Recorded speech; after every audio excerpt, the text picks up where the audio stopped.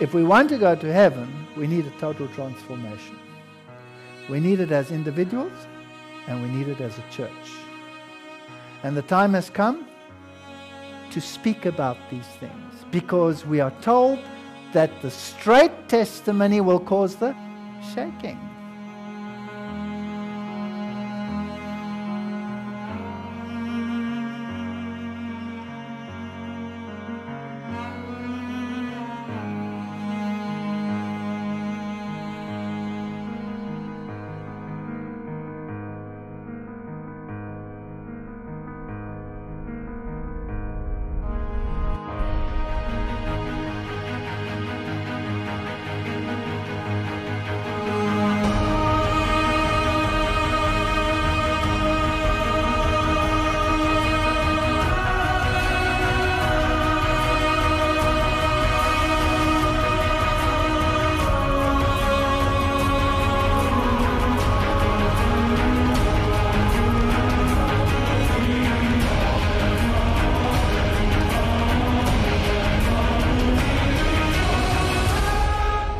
We will have to have a total transformation.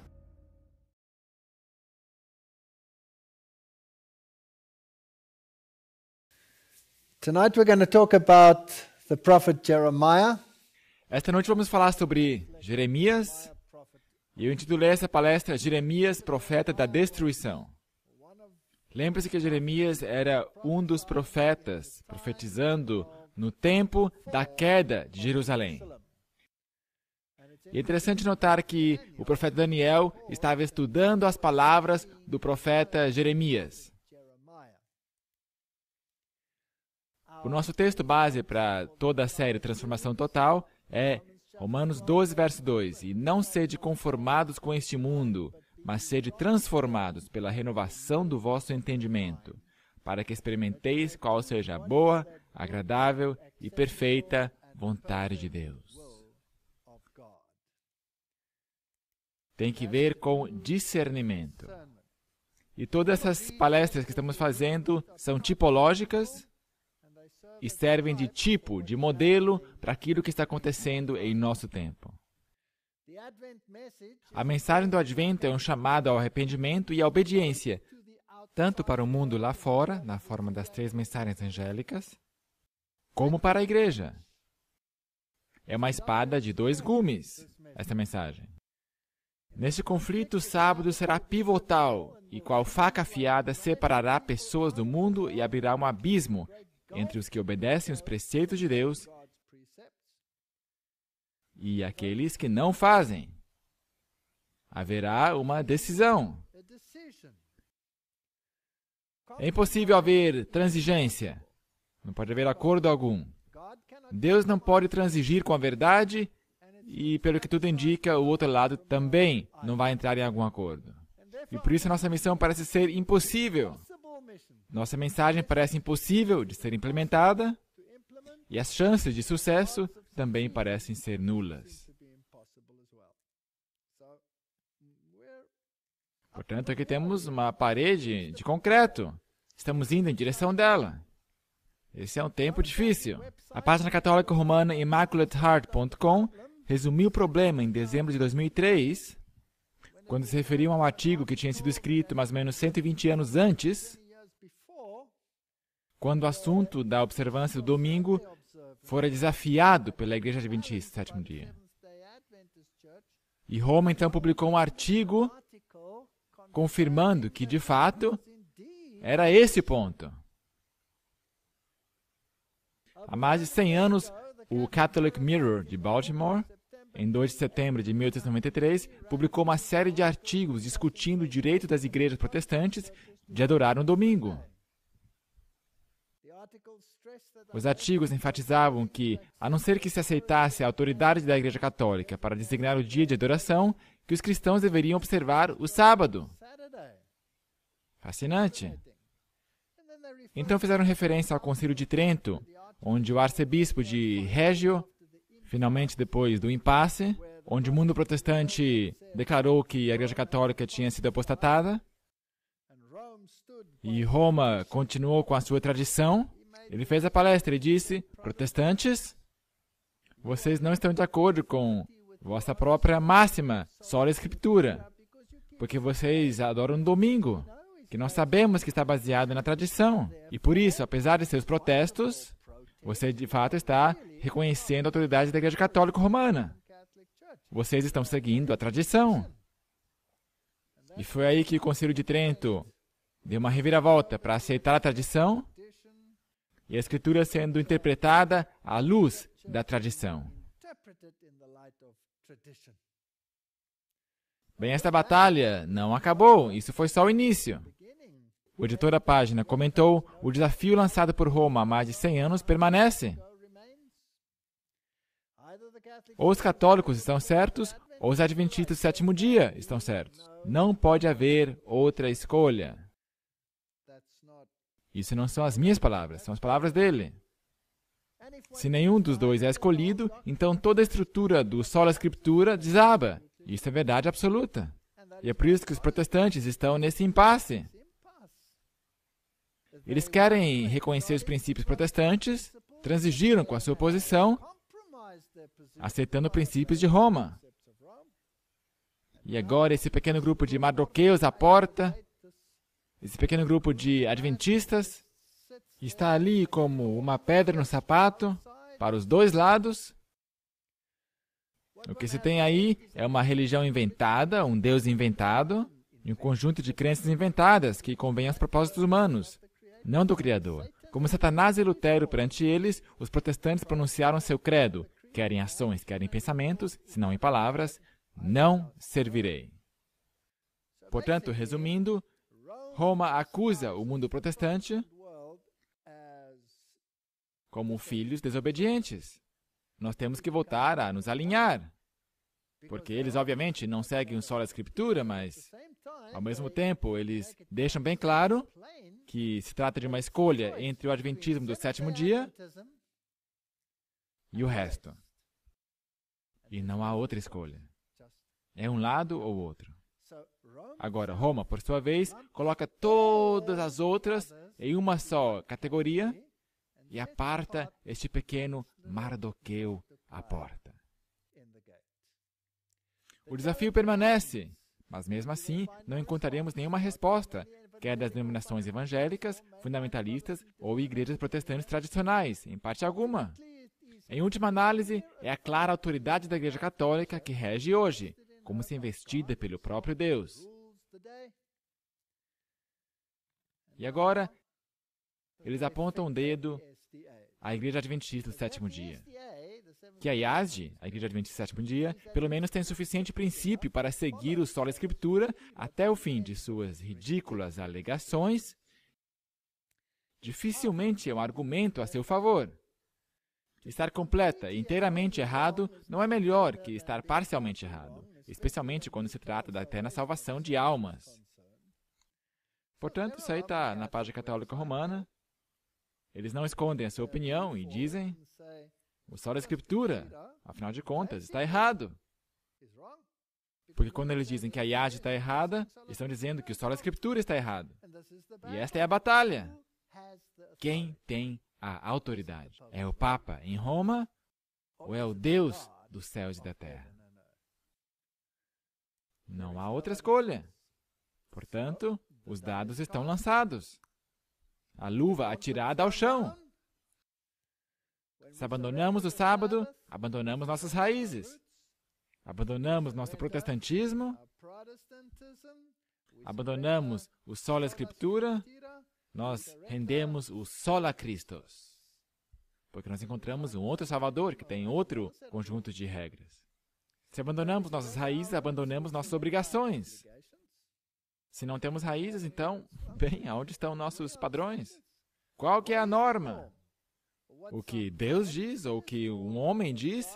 Então não importa mais, se nós não temos mais raízes. Sem o sábado, nossa origem é obscura. Sem o sábado, nossa salvação fica embaçada. O sábado é um sinal, uma lembrança de nossas origens e um sinal de redenção. Êxodo 20. Lembre-te do dia do sábado para o santificar. 6 dias trabalharás e farás toda a tua obra, mas o 7º dia é o sábado do Senhor teu Deus. Não farás nenhuma obra, nem tu, nem teu filho, nem tua filha, nem teu servo, nem tua serva, nem teu animal, nem teu estrangeiro que está dentro das tuas portas. Está bem claro. Por quê? Porque em 6 dias fez o Senhor os céus e a terra, o mar e tudo que neles há, e ao 7º dia descansou. Portanto, abençoou o Senhor o dia do sábado e o santificou. Porque Ele é nosso Criador, portanto, Ele é nosso dono pela criação, Ele é nosso dono pela redenção. Ele nos comprou com um preço, depois que nós nos vendemos por nada, por uma mentira, Ele nos comprou de volta, pelo maior preço que o céu poderia ter pago. Guarda o dia de sábado para o santificar, como te ordenou o Senhor teu Deus. 6 dias trabalharás e farás todo o teu trabalho, mas o 7º dia é o sábado do Senhor teu Deus. Então segue o mesmo mandamento. Então diz, porque te lembrarás que foste servo na terra do Egito. Portanto, o sábado se refere à criação, o sábado se refere à redenção. Portanto, raciocinem comigo. É como se todo mundo estivesse encurvado em obliterar a memória de nossa nobre origem, colocando-nos no mesmo patamar com as brutas bestas tendo evoluído há milhões de anos de nosso lodo primordial. Parece ser este o cenário que o mundo está abraçando.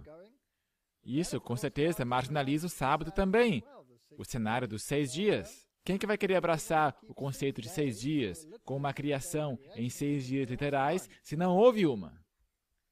Com um início tão ignóbil, estamos progredindo rumo a algo melhor. Não houve queda. E se não houve queda, bem, então não há necessidade de salvação. Cristo está sendo posto de lado, e mesmo marcador histórico para o nascimento de nosso Salvador está sendo colocado de lado esses dias. Esse marco, como divisor da história, está sendo removido de todos os livros-texto para ser politicamente correto. Portanto, estamos eliminando a Cristo da história. Nós costumamos falar de AC e DC. Bem, antes de Cristo e depois de Cristo, ou AD, Anno Domini. Mas agora começamos a falar de AEC e EC, antes da Era Comum e Era Comum. Bem, é uma designação bem estranha, porque será que o cristianismo é alguma coisa comum? O mundo está sendo programado para crer na lenda das origens, é obrigatório ensinar isso em todas as escolas. É interessante notar que todas as lendas começam com "era uma vez, há muito tempo atrás". E todos os livros textos de biologia começam com "era uma vez, muitos milhões de anos atrás". Portanto, não há nenhuma diferença entre uma lenda e a ciência moderna, ou a filosofia da ciência moderna. A evolução não conhece moralidade.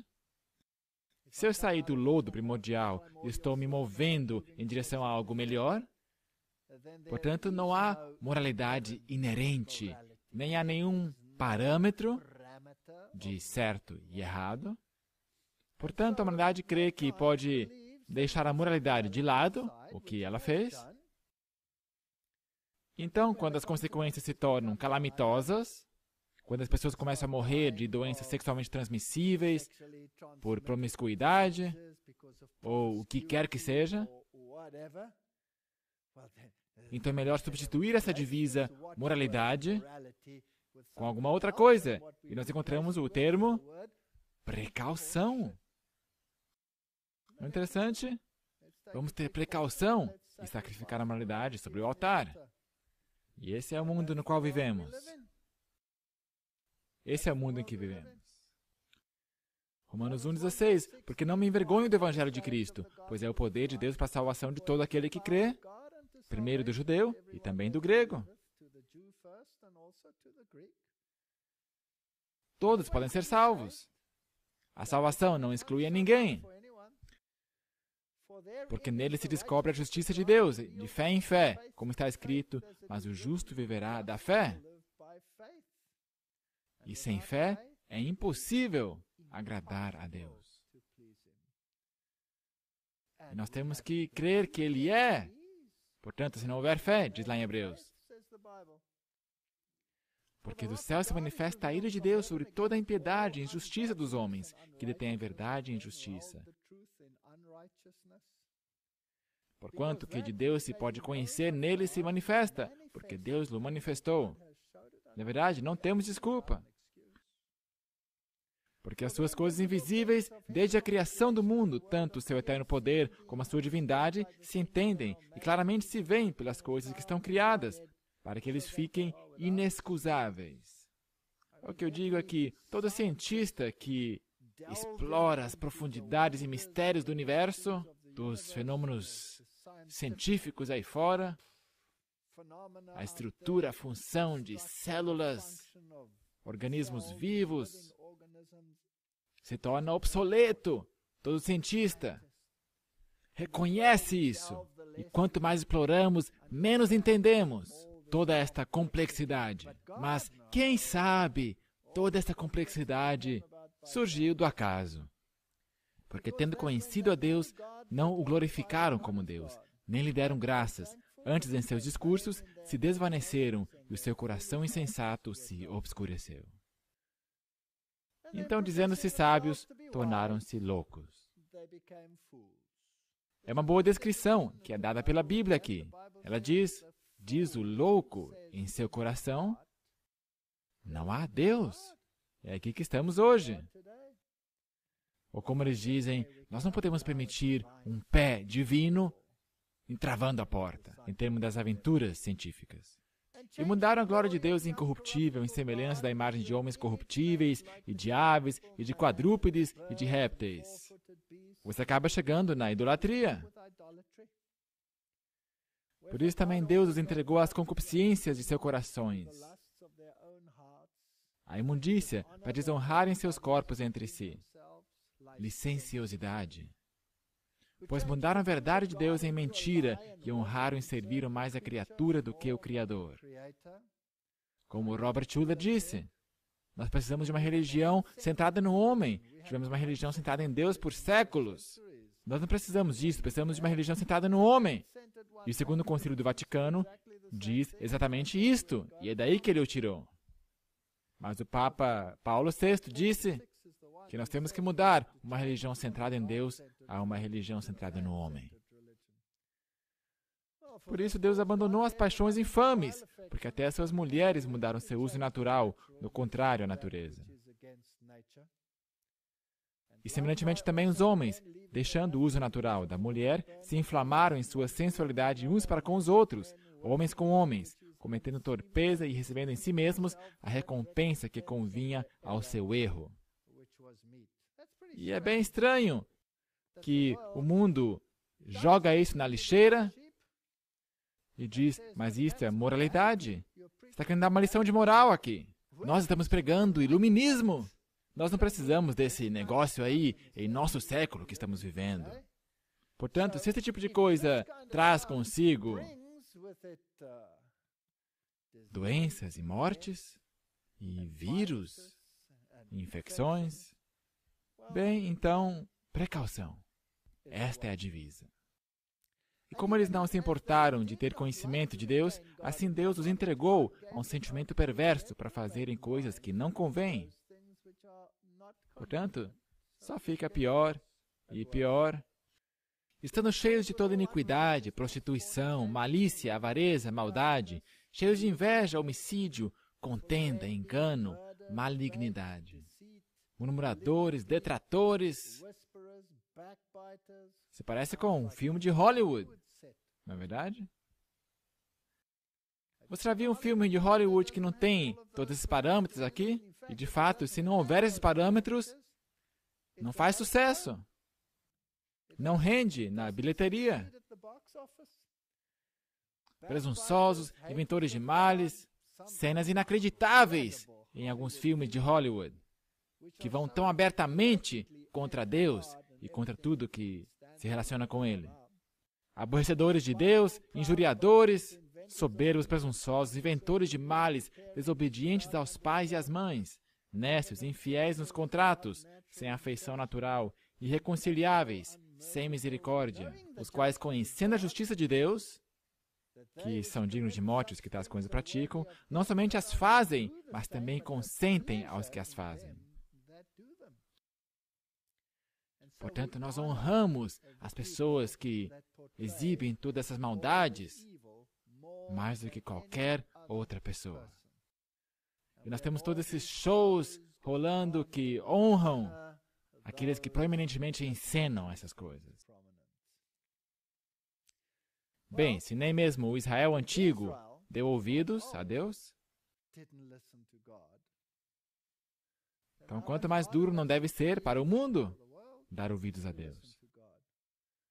E o profeta Jeremias é um tipo, um modelo dos representantes de Deus no conflito final, tanto dentro como também fora da igreja. Portanto, ele tem esta dinâmica de espada de dois gumes. Os mensageiros de Deus são como ovelhas entre os lobos, diz o Espírito de Profecia. As mensagens de reprovação que Deus deu pelos seus profetas ao Israel apóstata não os conduziu ao arrependimento. Mal representados, mal entendidos, seus mensageiros eram como ovelhas entre os lobos. Muitos deles foram cruelmente mortos, com quanto desprezo a nação judaica tratou a mensagem que o Senhor lhes deu pelo seu profeta Jeremias. Falando de sua experiência, o profeta Jeremias diz: "Enganaste-me, ó Senhor, enganado fiquei. Mais forte foste do que eu, e prevaleceste. Sirvo de escárnio todo dia, cada um deles zomba de mim. Porque desde que falo, grito, clamo, violência e destruição, porque se tornou a palavra do Senhor um opróbrio e ludíbrio todo dia." Ele estava em sérios problemas. Tão forte era a posição contra a mensagem de Jeremias, tantas vezes caçoaram e zombaram dele, que ele disse: "Não me lembrarei dele, e não falarei mais no seu nome." Eu entendo como ele se sente. Eu passei por isso. Foi sempre assim, por causa da amargura, ódio e oposição manifestados contra a palavra de Deus, dita em repreensão, muitos outros mensageiros de Deus decidiram atuar como Jeremias o decidiu.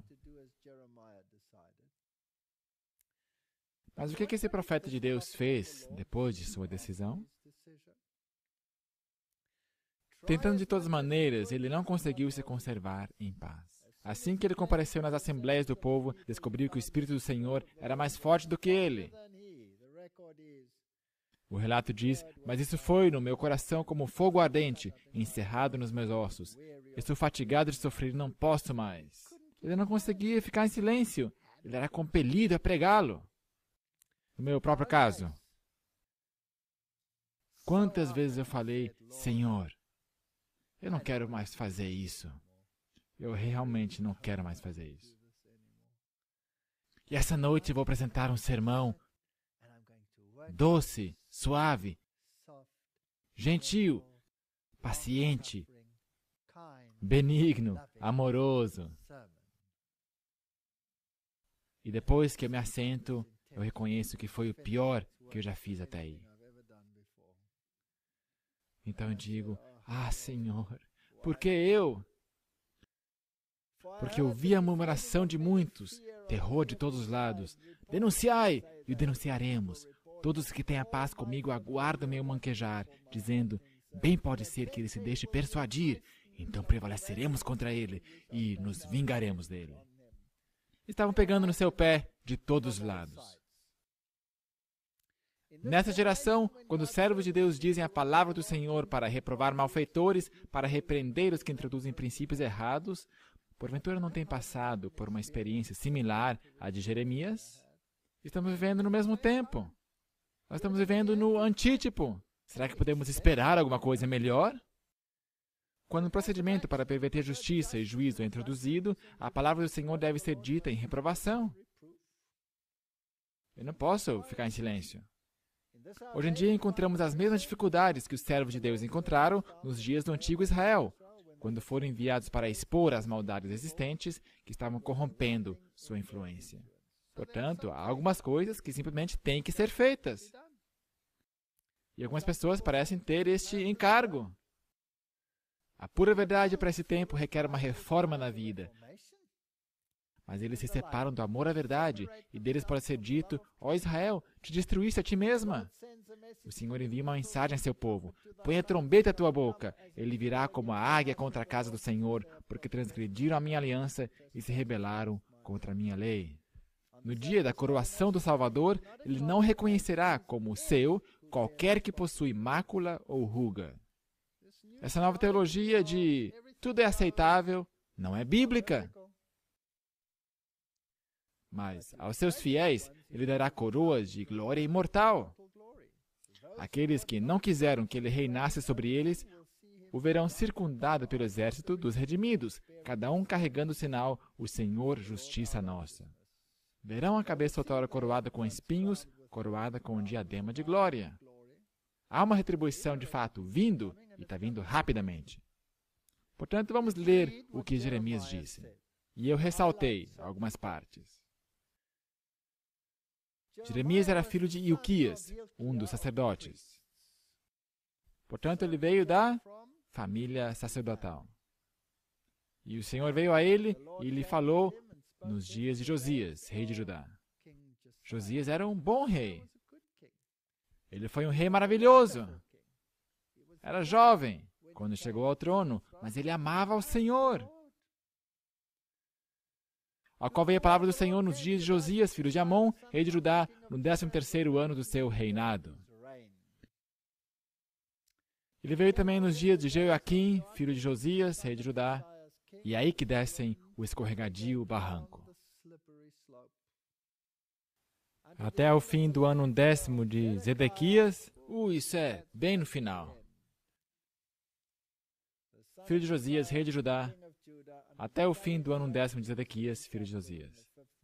Portanto, até o segundo cerco e a destruição de Jerusalém. Foi aí que ele viveu. Então veio a minha palavra do Senhor dizendo: antes que te formasse no ventre, te conheci, e antes que saísse da madre, te santifiquei às nações. Uau! Qual que é a implicação disso para a moderna doutrina do aborto? É um problema. É de fato um problema. As nações te dei por profeta, antes mesmo que ele nascesse. Então disse eu: Senhor, eis que não sei falar, porque ainda sou um menino. Ele era um jovem, era um garoto. Provavelmente tinha uns 17 anos de idade. Isso é fascinante. Fascinante. Idade interessante. Mas o Senhor disse: não digas, eu sou um menino, porque a todos a quem eu te enviar irás, e tudo quanto te mandar falarás. E não tenhas medo diante deles, porque eu estou contigo para te livrar, diz o Senhor. Então lá vai esse rapaz enfrentar todos esses sacerdotes, esses legisladores, esses reis. Estendeu o Senhor a sua mão e tocou minha boca e disse-me o Senhor: eis que ponho as minhas palavras na tua boca. Olha, ponho-te nesse dia sobre as nações. Olha só a sua comissão. Sobre as nações, será que isto é singular ou plural? É plural. Sobre os reinos, não é plural também? Para arrancares, para derrubares, para destruíres, para arruinares e também para edificares e plantares. Uau! Se esses últimos dois não estivessem ali, seria uma catástrofe. Mas me parece que o trabalho do profeta é destruir erros no mundo. Não é verdade? Qual será o trabalho do antítipo? Não seria o mesmo? Nós temos que chamar o erro pelo seu próprio nome. Mas você não pode somente destruir. Você também tem que plantar e edificar. Então veio a minha palavra do Senhor dizendo, que vês, Jeremias? E eu disse, vejo uma vara de amendoeira. E disse-me o Senhor, viste bem, porque eu velo sobre minha palavra para cumpri-la.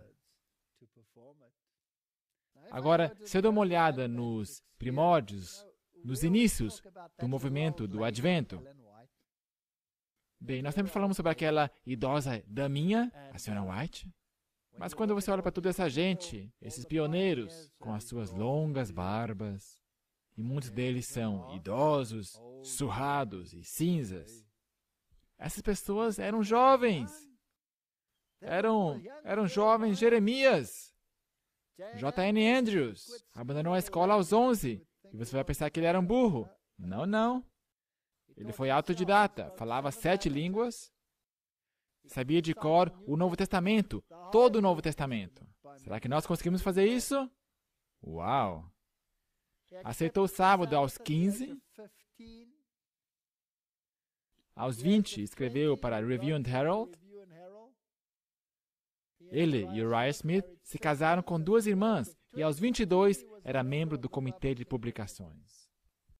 Jovem! Jovem! Joseph Bates.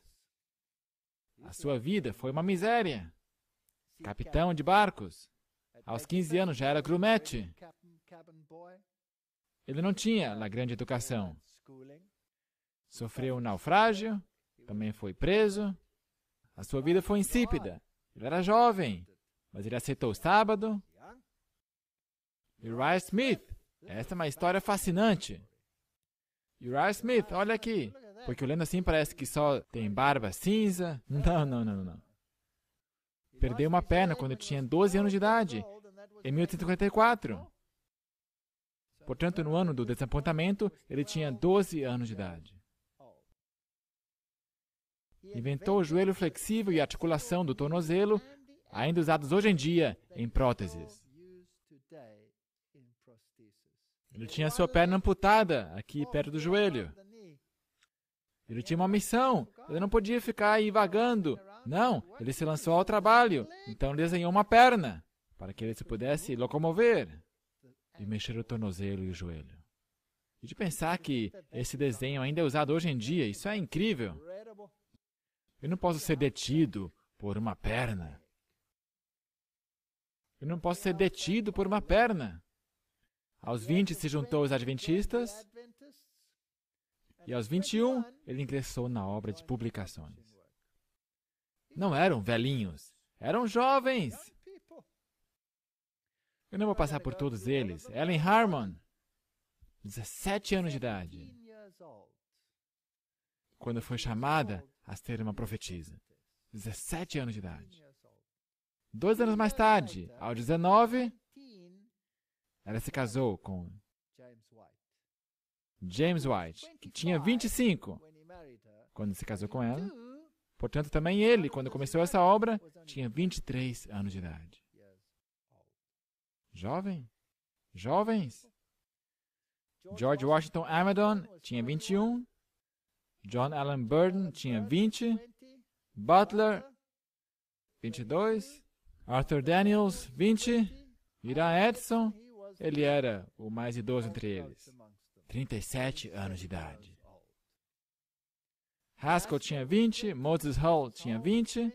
Loughborough, 20. Sarah McIntyre, o Bulldog de Ellen White, tinha 20 anos de idade. Não eram velhinhos. Mas, Senhor, eu sou uma criança. Eu não vou conseguir fazer isso. Quando que a nossa juventude vai se levantar e dizer, eles conseguiram fazê-lo, nós vamos fazê-lo. Verso 13, e veio a minha palavra do Senhor pela segunda vez, dizendo, que é que vês? Eu disse, vejo uma panela a ferver, cuja face está para o norte.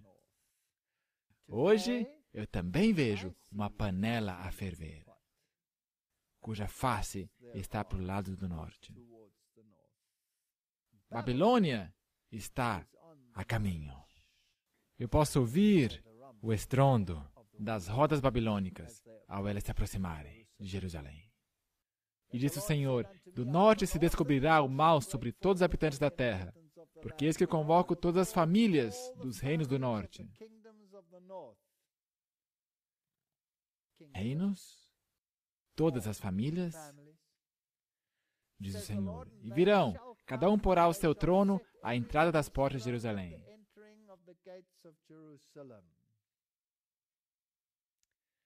E contra todos os seus muros em redor, e contra todas as cidades de Judá. Portanto, o problema é que eles estão contra o sistema judicial e contra a lei. É isso que vão atacar. O muro representa a lei, portas representam juízos. E eu pronunciarei contra eles os meus juízos, por causa de toda a sua malícia, pois me deixaram e queimaram incenso a deuses estranhos, e se encurvaram diante das obras de suas mãos. Portanto, Deus vai trazer retribuição sobre o seu próprio povo infiel. A circunstância deles vindo do lado do norte será usada para limpar a igreja de Deus. A mesma coisa no antítipo. Tu, pois, cinge os teus lombos e levanta-te, e dize-lhes tudo quanto eu te mandar. Não te espantes diante deles, para que eu não te envergonhe diante deles. Nós temos a nossa fé. Nós sabemos em quem cremos. Se nós tivermos medo e tremermos, eles nos vão vencer. Pois eis que hoje te ponho por cidade forte e por coluna de ferro, dizendo a Jeremias. E por muros de bronze contra toda a terra, contra os reis de Judá, contra os seus príncipes, contra os seus sacerdotes e contra o povo da terra.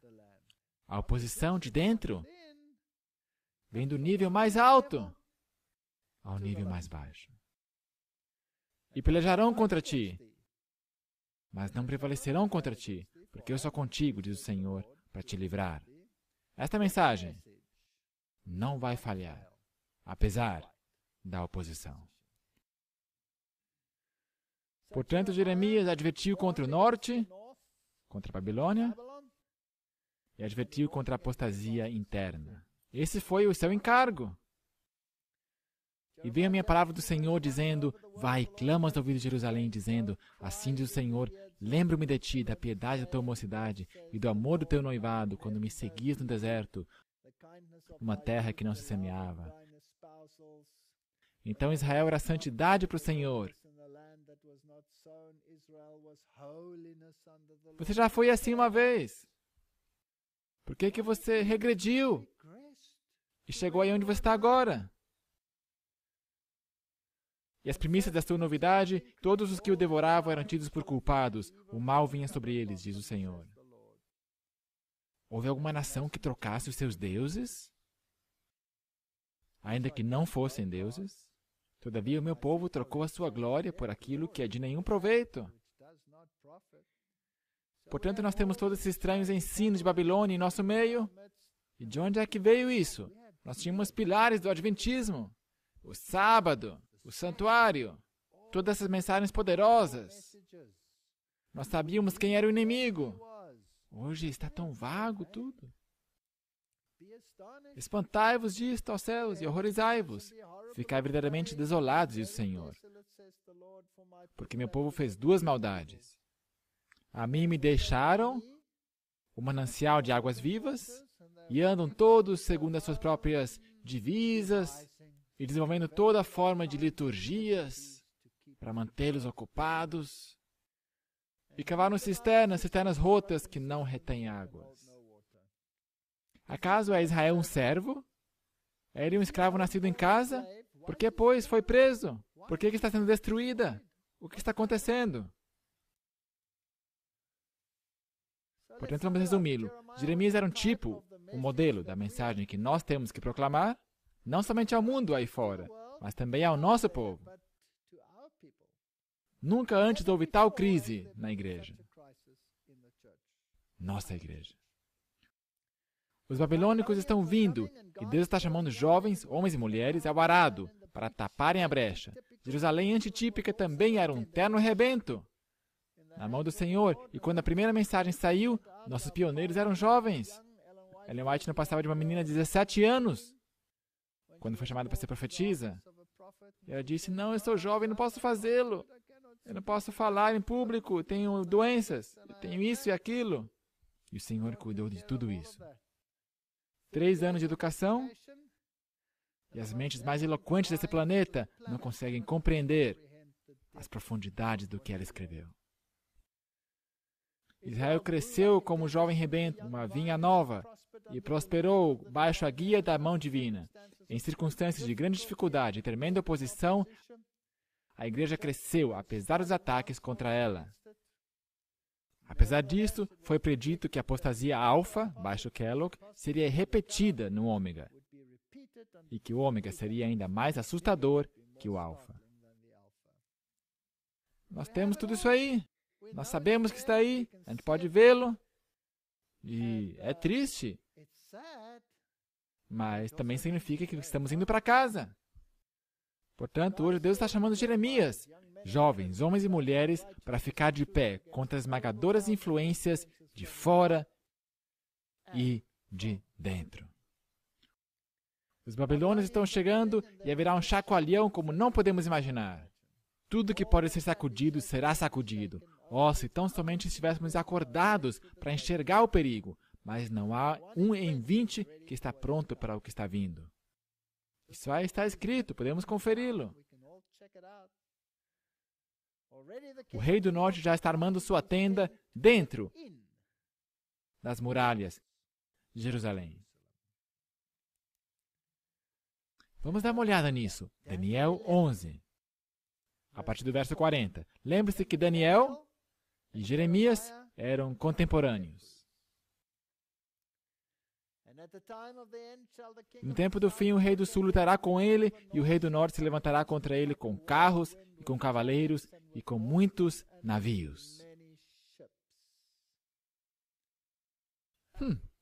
Fascinante. Navios, no sentido bíblico, é sempre o símbolo de economia. A economia. Os navios carregados com mercadorias. Portanto, a economia vai desempenhar um tremendo de um papel nesse conflito final. E entrará nas terras gloriosas, plural, e transbordarão e passarão adiante. E ninguém vai estar no caminho do rei do norte. Entrará também na terra gloriosa. E muitos países cairão, mas da sua mão escaparão estes, Edom, Moabe e os chefes dos filhos de Amon. Portanto, o Senhor enumera algumas nações pagãs para nos dar a tipologia de que mesmo entre os gentios haverá aqueles que vão escapar e se alinhar com o povo de Deus, apesar do que vai acontecer. Estenderá a sua mão contra os países e a terra do Egito não escapará? Ninguém, nem mesmo o ateísmo, lhe vai resistir. E vão seguir o seu decreto, receberão a sua marca na sua mão. Os egípcios. Aqueles que praticam o ateísmo, os que não creem na criação, os que pregam a evolução dentro da igreja e fora da igreja, não escaparão. E apoderar-se-á dos tesouros de ouro e de prata e de todas as coisas preciosas do Egito. Ele, o rei do norte, vai governar a economia do mundo. A capital da economia mundial é Londres. Londres é um estado soberano dentro da nação, submisso à coroa, que é o papado operado pelos jesuítas. E os líbios e os etíopes o seguirão. Mas os rumores do Oriente e do Norte o espantarão. O Senhor vem do Oriente, uma mensagem vai proceder, o Senhor está vindo em breve. Aprontai-vos, aplanai o caminho para o Senhor. O Norte é o lugar do real trono de Deus. E quando Cristo vem, Ele virá na sua glória, na glória do seu Pai e na glória de todos os anjos. Eu acho que ele realmente deveria se espantar com a mensagem de que Cristo está vindo em breve. e armará as tendas do seu palácio entre os mares, no Monte Santo e Glorioso. Isso é claro se você tiver a antiga tradução. Então você terá no Monte Santo e Glorioso. Eu creio que esta é a tradução correta do texto. E, portanto, eu temo que eu acharei os seus tentáculos mesmo em nossas próprias fileiras. Mas chegará ao seu fim e não haverá quem o socorra. Que alívio! Então, naquele tempo se levantará Miguel, Michael, aquele que é como Deus, o grande príncipe que se levanta a favor dos filhos do teu povo. E haverá um tempo de angústia qual nunca houve desde que houve nação, até aquele tempo. Mas naquele tempo livrar-se-á ao teu povo todo aquele que for achado escrito no livro. Esse conflito chegou. E para mim é fascinante que a economia vai desempenhar um papel tão importante. A grande controvérsia entre o bem e o mal está sendo travada. Nós lemos isto no Espírito de Profecia. Sob a liderança de Satanás, há homens hoje em dia que estão fazendo tudo o que podem para mergulhar o mundo num conflito comercial. Uau! Assim, Satanás está procurando suscitar um estado de coisas que fará com que o mundo se torne incivilizado. Em outras palavras, os sindicatos desempenharão um papel, haverá mortes e protestos e tumultos, manifestações e confusões, e apagões e sinal fora de ar, e as grandes vias de transporte serão interrompidas. É isso que se passa quando acontecem turbulências por causa de conflitos comerciais. Ele deseja ver a realização de coisas estranhas que Deus, o qual é demasiado sábio para errar, não ordenou. Mas o Senhor, sim, o nosso Deus, será o dominador dos céus e da terra. Se os homens e as mulheres cumprirem suas exigências, ver-se-á que Ele é o dominador, executando sua divina vontade. Apesar do que está acontecendo ao nosso redor, não se estresse. Não tenha pânico. Teu pão e tua água estarão assegurados. 1000 cairão a teu lado, 10.000 à tua direita, mas não vai chegar perto de você. Mas o profeta diz que haverá isso, tanto em tipo como em antítipo. E o Espírito de Profecia diz isso também. Nós temos harmonia perfeita. O Papa pede solidariedade nas finanças mundiais, dizendo que a ética deve determinar as ações. Portanto, ele quer ser a voz moral do mundo, e os reis desse mundo darão seu poder à besta, diz a palavra. E lhe darão esse poder. E ele será a voz da ética. E uma das razões éticas que ele está apresentando é que o domingo é o dia de descanso do operário.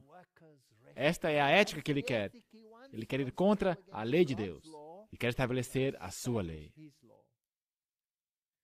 O Papa Bento XVI apelou à ética e solidariedade no sistema financeiro, repreendendo governos que, segundo ele, falharam em agir apropriadamente frente à especulação que danifica nações mais pobres.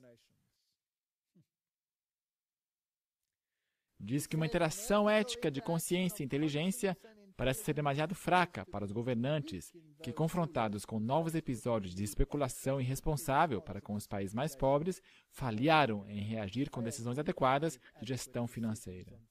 E é ele que será o que vai decidir. E, afinal de contas, ele tem a economia mundial em suas mãos. A Bíblia assim o diz.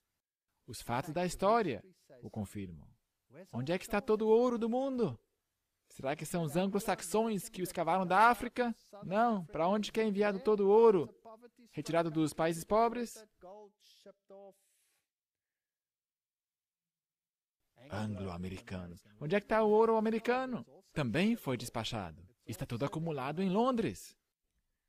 E os líderes do mundo estão sujeitos à ordem maltesa, os senhores templários que estão sujeitos aos jesuítas, que está em união com o papado por sua própria definição. O ex-presidente George Bush põe sua mão sobre o coração na Catedral de São Patrício. Estão sujeitos ao norte, ao rei do norte. E quer haja oposição, quer não haja oposição, estão sujeitos ao rei do norte. Tudo tem que passar por eles. Não há saída. Eu gosto do que a Bíblia diz. Que os reis do mundo deram seu poder à besta. Porque a democracia, quer o homem da esquerda, quer o homem da direita, não teria feito absolutamente nenhuma diferença.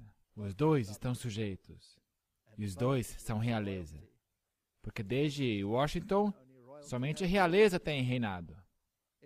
É uma farsa o que está sendo exibido perante o mundo. O verdadeiro controle é o rei do norte. E eles nem estão mais escondendo isso. Tem imagens e sinais que mostram exatamente o que está acontecendo. Kissinger, que também é um alto escalão com respeito às organizações às quais ele pertence. Aliás, os Bilderberger, esse grupo foi fundado pelos reis da Europa com os jesuítas. Obama aparelhado para criar uma nova ordem mundial. O guru de política diz que a reviravolta global apresenta grande oportunidade. Conflitos por todo o globo e um respeito internacional por Barack Obama criaram um cenário perfeito para o estabelecimento de uma nova ordem mundial. De acordo com Henry Kissinger, portador do Prêmio Nobel de Paz e antigo secretário de Estado dos Estados Unidos, abaixo do presidente Nixon.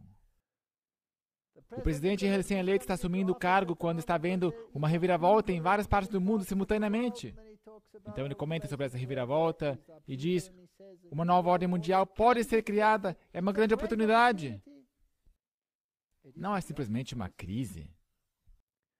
Há uma necessidade por uma nova ordem mundial. Eu penso que no final deste mandato, com todo o seu tumulto, e no início do próximo, poderemos testemunhar a criação de uma nova ordem mundial. Não é uma afirmação incrível essa?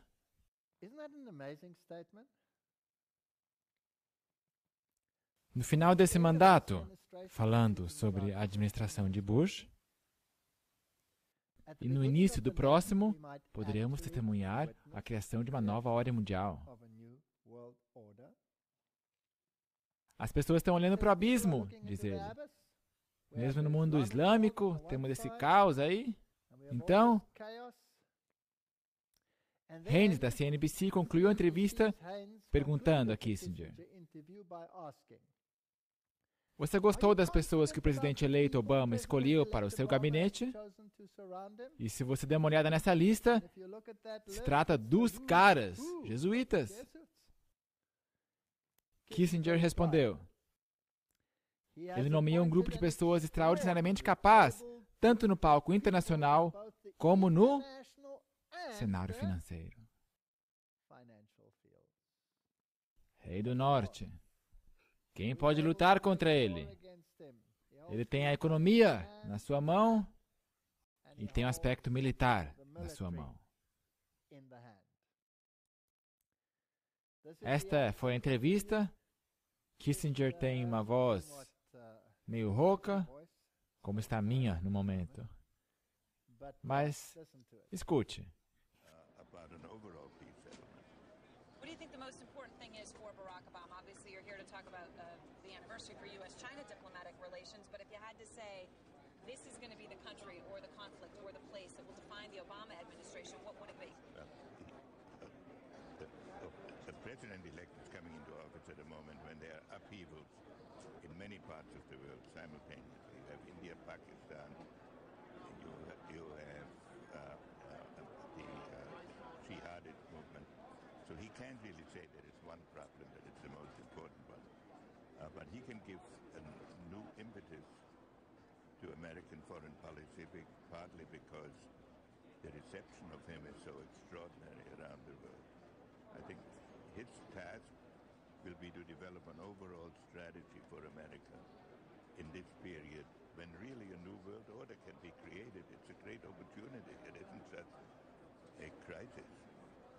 Are you confident concerned about the people President-elect Obama has chosen to surround him because he does not have a great deal of experience. No, he has appointed an extraordinarily able group of people in both the international and financial field. Mr. Secretary, we thank you very much for your time. Dr. Kissinger, thank you very much. Agora vocês ouviram com seus próprios ouvidos o que Kissinger tem a dizer. Vamos dar uma olhada na Inglaterra, as Ilhas Britânicas, em 1982, quando João Paulo II visitou ali. Aí tivemos esta cena, ele beijando o solo, que sempre é um símbolo de que ele os reclama para si mesmo. Eles são meus. Aqui está o presidente Papa em sua visita recente. Isso aí foi no outro dia, a Grã-Bretanha. E o Mail Online, citando David Cameron, diz: "Você nos fez pensar", ele disse ao Papa Benedito, depois de 4 dias incrivelmente tocantes. Você realmente desafiou todo o país a se levantar e pensar. E isso só pode ser coisa boa. Não é fascinante? O primeiro-ministro, que se descreveu como tendo uma fé tipo clássica da Igreja da Inglaterra, uma fé que às vezes esquenta e depois esfria, disse que religião está no coração desta nova dispensação. Portanto, aqui, outra vez, o rei do norte, ele vai conquistar o secularismo desses últimos tempos. Ele vai aplastar o rei do sul. E ele vai reinar. Se despedindo, o primeiro-ministro agradeceu ao Papa por desafiar os britânicos a se levantar e pensar.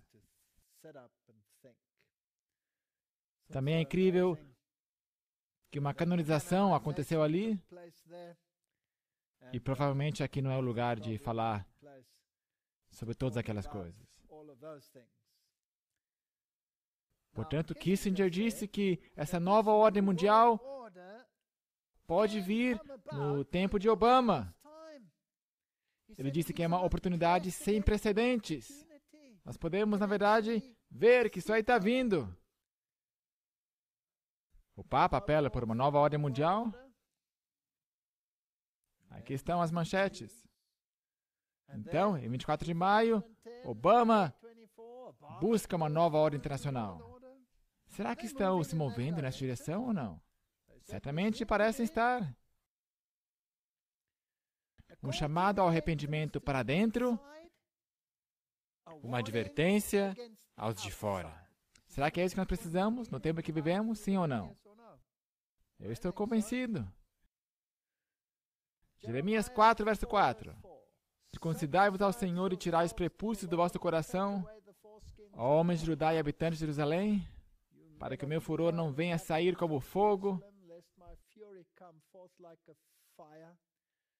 e arda de modo que não haja quem o apague por causa da malícia de vossas obras. É uma mensagem para os de fora, uma mensagem para os de dentro. Portanto, há esta advertência sobre a invasão iminente. Anunciai em Judá e fazei ouvir em Jerusalém, e dizei: tocai a trombeta na terra, gritai em alta voz, dizendo: ajuntai-vos e entremos nas cidades fortificadas. Se já houve um tempo em que Israel deveria fortificar-se a si mesma, o Israel antitípico, então é agora. Arvorai a bandeira rumo a Sião. Elevai o estandarte. Erguei-o. Não vos detenhais, porque eu trago do norte o mal, uma grande destruição. Nós estamos às portas. Já um leão subiu da sua ramada, diz Jeremias 4, verso 7. E um destruidor dos gentios, ele já partiu e saiu do seu lugar para fazer da sua terra uma desolação, a fim de que as tuas cidades sejam destruídas e ninguém habite nelas. Está vindo. Dessa vez ele está vindo. Agora, pois, quando serás assoladas, diz o verso 30, que farás? Ainda que te visse de carmesim, eu usei a New King James aqui, a versão, porque a outra pode ser um pouquinho difícil de entender para algumas pessoas de hoje, por causa do inglês arcaico. Mas aqui está bem claro. O que você vai fazer? Você quer vestir-se de carmesim? Igreja? Ele está falando da igreja. Ele está falando à nossa igreja. Ele está falando à igreja adventista sétimo dia, que é o antítipo desse movimento. Será que você quer se vestir de carmesim? Quem que se veste de carmesim? Por acaso não são as prostitutas que fazem isso? Exercer o papel de prostituta? Você acha que isso vai te ajudar? Ainda que te adornes com enfeites de ouro? Ainda que te pintes em volta os teus olhos? Ainda que te faça parecer aceitável à vista do mundo e bonita? Isso não vai te ajudar. Debalde te farias bela. Os amantes te desprezam e procuram tirar-te a vida. Não vai ajudar. Sair do movimento ecumênico. Entrai na cidade fortificada. Os babilônios estão vindo. Não adianta se vestir de carmesim e de tuas vestimentas e aumentar os teus olhos. Não vai te ajudar. O Sr. White diz que entre os que tinham esperado um permanente revivamento espiritual como resultado da reforma levada a efeito por Josias, estava Jeremias, chamado por Deus para o ofício de profeta quando ainda era jovem, no 13º ano de reinado de Josias, membro do sacerdócio levítico. Jeremias havia sido educado desde a infância para a santa função, consagrado para ser um profeta às nações, e sentiu sua indignidade e disse: "Ah, Senhor, eis que eu não sei falar, porque sou uma criança." Na juventude de Jeremias, Deus viu alguém que seria fiel a seu encargo e que permaneceria pelo direito contra a grande oposição. Será que nós precisamos disso hoje? Cinge os lombos, levanta-te e dize-lhes. Levanta-te e fala. Eis que te ponho hoje por cidade forte, e por coluna de ferro, e por muros de bronze, contra toda a terra. E pelejarão contra ti, mas não prevalecerão contra ti. Portanto, eu faço um apelo aos jovens. Levantem-se. Todas as pessoas que querem fazer o que é certo.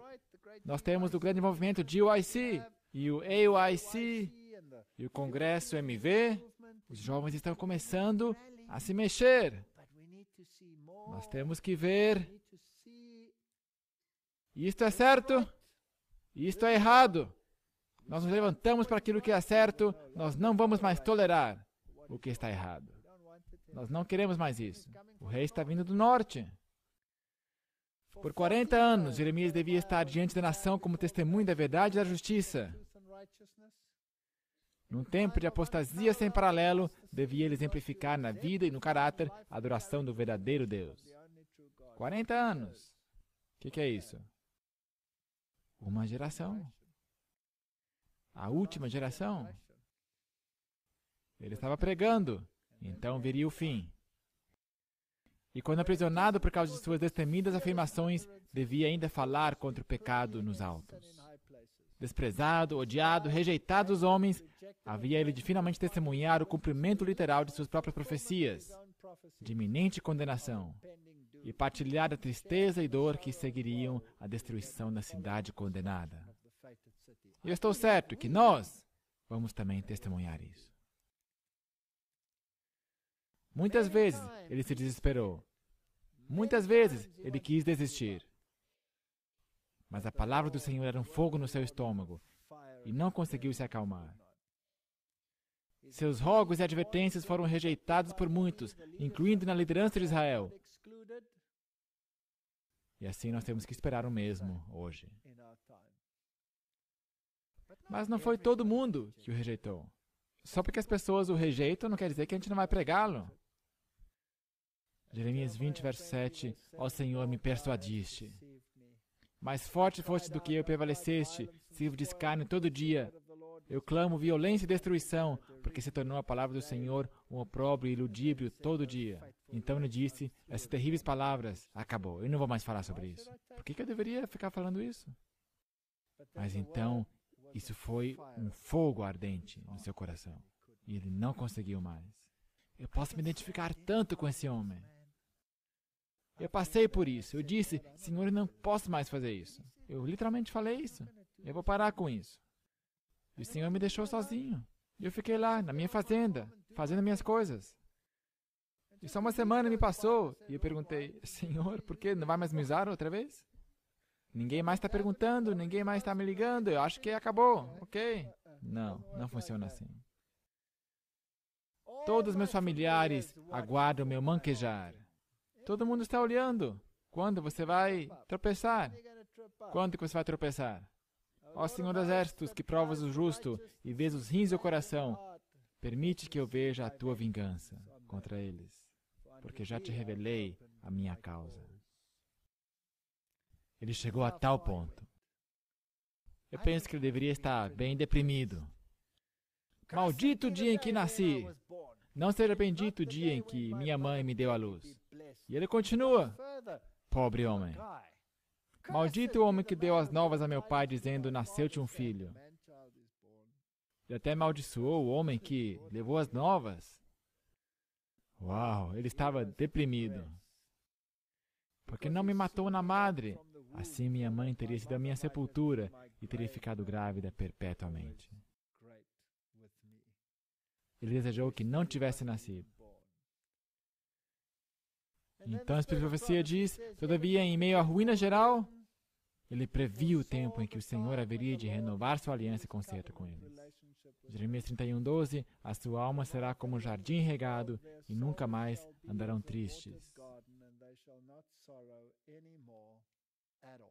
Nós passaremos por esse tempo.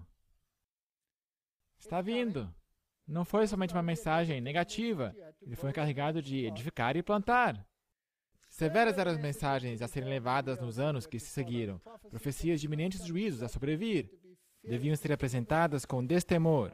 Das planícies de Sinear devia sobrevir o mal sobre todos os habitantes da terra. A Babilônia estava vindo.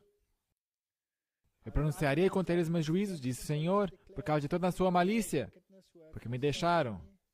Mas o profeta deveria acompanhar as mensagens da segurança de perdão a todos que tornassem de suas más obras. E este é exatamente o antítipo, onde nós estamos hoje. Mensagens como aquelas apresentadas por Jeremias serão tão pouco toleradas hoje como a seu tempo. Eles vão te pôr na cisterna, eles vão calar a tua boca, eles vão te algemar. Eram fortes palavras de advertência, mensagens políticas. Eram políticas? Claro que eram. De destruição iminente de Babilônia. Hoje Babilônia está revistando suas forças, uniões políticas estão sendo forjadas e o mundo está rapidamente se movendo em direção ao Estado totalitarista, tão favorecido pelo atual rei do Norte.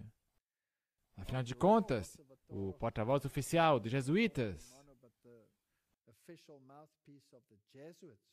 diz que fascismo é o regime que eles escolheram. Não temos ideia do que nos aguarda. Em seu livro Megalomania Eclesiástica, John Robbins explica a desesperada escuridão que podemos esperar desse sistema. Enquanto o mundo grita paz e segurança, Roma está fortalecendo suas forças e em breve vai irromper com grande furor e apanhar cada nação de surpresa. Eles introduzem um sistema fascista e acusam os inimigos do sistema como novos fascistas. Isto é pensamento dialético jesuíta. Quando o governo e a economia entrarem em parceria pela comunidade, isso é fascismo. Ele diz, o muro de separação entre igreja e Estado que foi erigido por humanistas seculares e outros inimigos da liberdade religiosa. Você vê aqui o pensamento dialético, colocando tudo de ponta cabeça. Eu pensei que o muro de separação entre igreja e Estado foi levantado por pessoas que estavam cheios da perseguição religiosa e que queriam liberdade religiosa. Não, agora são inimigos religiosos.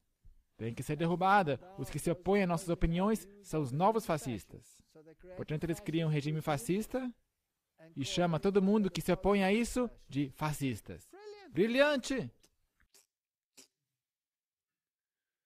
Encontro interreligioso, 99. Como relatado pela Associated Press, o Dalai Lama, ao seu lado direito, nesse outubro de 99, em Roma, o Papa presidiu um concílio especial de aproximadamente 2.000 líderes religiosos de várias fés, seitas e cultos. E disse aos monges budistas, aos encontristas, Zoroastro, aos católicos, hindus, aos xamãs, aos rabis, ao clero ecumênico, que todos devem se unir em condenar os fundamentalistas cristãos, que abusam da fala e cujos esforços de converter a outros incitam ódio e violência. Todos os presentes estavam de acordo em 2 pontos. O Papa João Paulo II foi reconhecido por consenso como líder e supervisor espiritual do planeta. E religiosos fundamentalistas que se recusam a acompanhar o movimento ecumênico mundial têm que ser silenciados e devem ser denunciados como extremistas perigosos, cheios de ódio. Bem, isto foi há 10, 11, 12 anos. Eu penso que em breve vamos ver isto na imprensa. Em breve vai estar na imprensa. A pena inspirada, como um sábio mestre construtor, Jeremias procurou, no início mesmo de sua atividade, encorajar os homens de Judá a assentar os fundamentos de sua vida espiritual de maneira ampla e profunda, praticando obras completas de arrependimento. Agora eles eram animados a construir sabiamente e para a eternidade, lançando fora o refúgio da apostasia e da incredulidade, usando como fundamento material de puro ouro, a prata refinada, as pedras preciosas, fé, obediência, boas obras. E somente isto é aceitável à vista de um Deus santo. É melhor prestarmos atenção na mensagem dos Jeremias modernos. Por intermédio de Jeremias, a palavra do Senhor a seu povo foi: Volta, ó rebelde Israel, e não farei cair a minha ira sobre vós, porque benigno sou, diz o Senhor, e não conservarei para sempre a minha ira. Somente reconhece a tua iniquidade, que contra o Senhor teu Deus transgrediste. Convertei-vos, ó filhos rebeldes, diz o Senhor, porque eu vos desposarei. Pai me chamarás, e de mim não te desviarás. Volta, ó filhos rebeldes, eu curarei as vossas rebeliões. E não temos que ler todos os versos. Aí estão todos os versículos. Esta é uma mensagem cortante. Jeremias 6,16. Perguntai pelas veredas antigas. Isso aí são boas lições para nós. Qual é o bom caminho e andai por ele, e achareis descanso para as vossas almas. Voltemos às veredas antigas. Voltemos ao adventismo da história, quando sabíamos por que nós éramos adventistas, por que nós nos separamos do mundo, por que eu me separei do sistema católico romano, por que a minha esposa se separou do sistema holandês reformado, por que deveria ela fazer isso? Por que faríamos algo assim? Por causa das doutrinas de nossa igreja. E a tipologia de nossa igreja me diz, junto com a profecia, que este é o remanescente. Numa ocasião, por ordem do Senhor, o profeta se pôs numa das principais entradas da cidade e aí apelou para a importância da santificação do sábado. Se vós diligentemente me ouvirdes, diz o Senhor, isso está em Jeremias 17, 24 e 25, não introduzindo cargas nos dias de sábado e santificares, então entrarão pelas portas desta cidade reis e príncipes, que se assentem sobre o trono de Davi, andando em carros e cavalos. Eles e seus príncipes, os homens de Judá e os moradores de Jerusalém, e esta cidade será habitada para sempre. Portanto, a Senhora White diz, esta promessa de prosperidade, como recompensa de obediência, foi acompanhada por uma profecia de terríveis juízos que cairiam sobre a cidade, caso seus habitantes se provassem desleais a Deus e sua lei.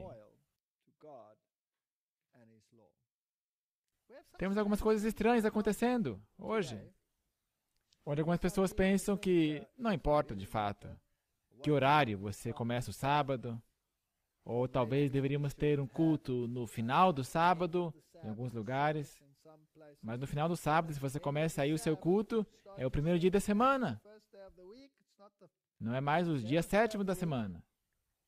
Assim, o profeta manteve-se firmemente ao lado dos sãos princípios do reto viver tão claramente esboçados no livro da lei.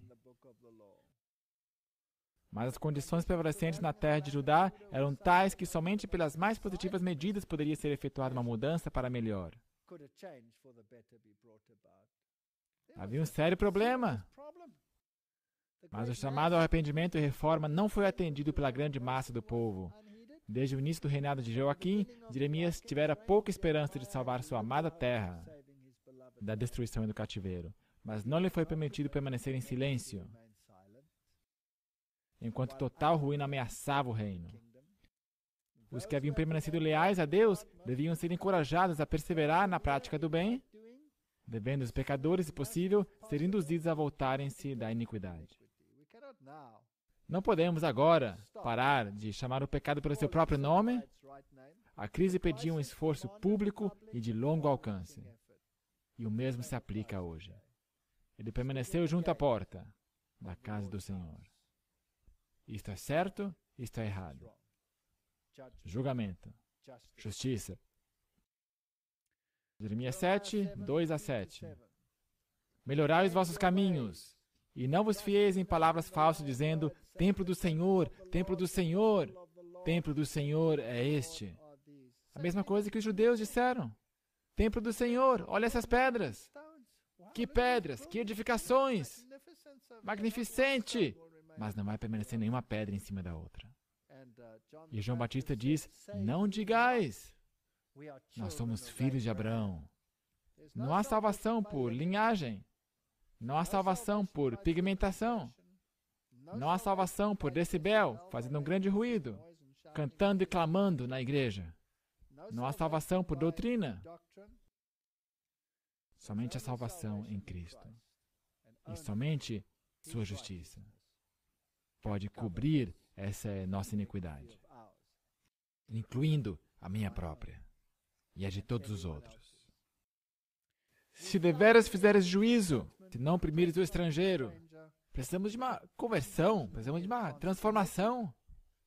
Embora declarassem ser o escolhido povo de Deus, unicamente a reforma do coração e dos atos da vida o salvaria dos inevitáveis resultados da continuada transgressão.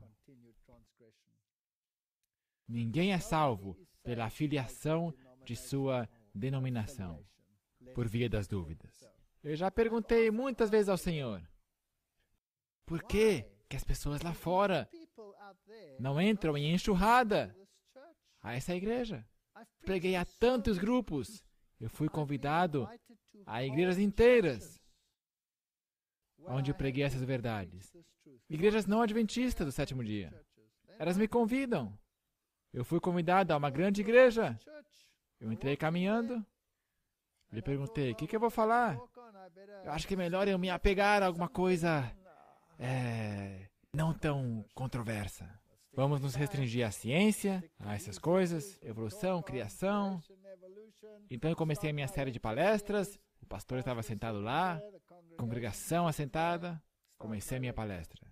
O pastor se levanta, ele vem a mim e me diz, nós queremos saber a verdade.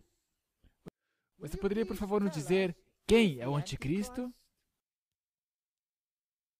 Uau! Você poderia, por favor, pregar para nós sobre profecia? Você poderia, por favor, pregar sobre o sábado? Igrejas não adventistas. E hoje temos igrejas inteiras guardando o sábado, fazendo tudo o que se deveria. E crendo na mensagem do santuário, crendo em tudo, guardando os mandamentos de Deus, mas eles não estão se juntando na igreja adventista. Por que não? Talvez nós não estamos prontos para recebê-los. A nação escolhida tinha andado nos seus próprios conselhos, no propósito do seu coração malvado, e andaram para trás e não para diante. Jeremias 7, 23 e 24. Por que, o Senhor inquiriu, se desvia esse povo de Jerusalém com uma apostasia contínua? Jeremias 8, 5. E se o tipo é desse jeito, então o antítipo também o será. Nós temos que fazer uma séria introspecção. Jeremias 5, verso 3, a verdade já pereceu, lamentou ele, e se arrancou da sua boca? Até a cegonha do céu conhece os seus tempos determinados, e a rola e o grou e a andorinha observam o tempo de sua arribação. Mas o meu povo não conhece o juízo do Senhor. Porventura, por essas coisas, não os visitaria, diz o Senhor, ou não se vingaria a minha alma de gente como esta? Nós não podemos ler esses livros do Antigo Testamento e descartá-los ao lixão da história antiga. Não, são tipológicos e se aplicam a nós. Portanto, fazemos as mesmas coisas. Ensinos babilônicos estão em nossas fileiras de evolução. Hoje está mais em alta do que um assim diz o Senhor. Estilos de adoração babilônios, nós os temos todos. Estão todos aí. São mais desejáveis do que um culto racional. Em nenhum lugar essas festas litúrgicas induziram a um revivamento e análise de coração, mas levaram a contendas, miséria e apostasia. Aonde quer que sejam praticados no mundo. Pregue a palavra, omita a palha. Esses anseiam desesperadamente por algo novo e estranho para apresentar. Em seu zelo de ser originais, alguns virão com ideias fantasiosas que não passam de palha. Então nós temos igrejas de café e todas essas coisas. Mesmo hoje em dia, há um declínio dos sublimes e vivos assuntos. Temos igrejas com grandes pôsteres e desenhos que dizem: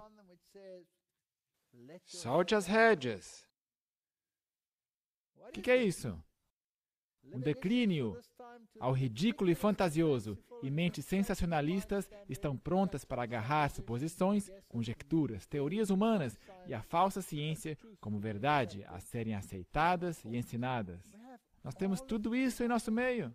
E apesar disso, esta é a menina dos olhos de Deus. Eles colocam um teste para a salvação em especulações sem um claro assim diz o Senhor.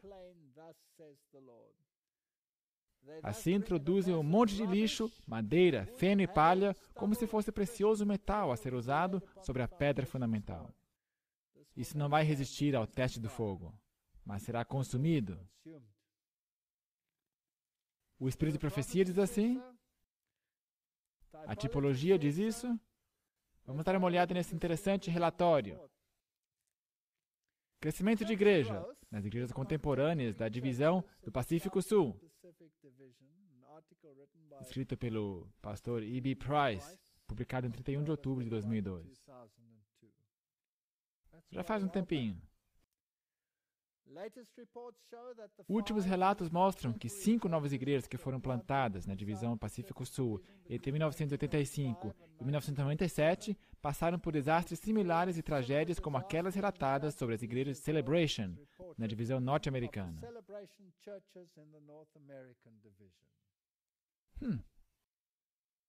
E serviu de modelo para as primeiras. De onde que elas vêm? Isso aí é a teologia Willow Creek, é a teologia Saddleback. Muitos membros das igrejas foram perdidos e às vezes seus pastores foram junto. Somente uma das 5 ainda está na Irmandade das igrejas adventistas do sétimo dia. Abandonaram a igreja. E foram tidos como grande sucesso porque cresciam como louco. Mas a pergunta é, foi um crescimento orgânico de fora ou será que cresceram com os membros da própria igreja? Foi um crescimento lateral. Conseguiu membros das outras igrejas. Muitas igrejas estabelecidas nessa divisão também adotaram estilos contemporâneos de adoração.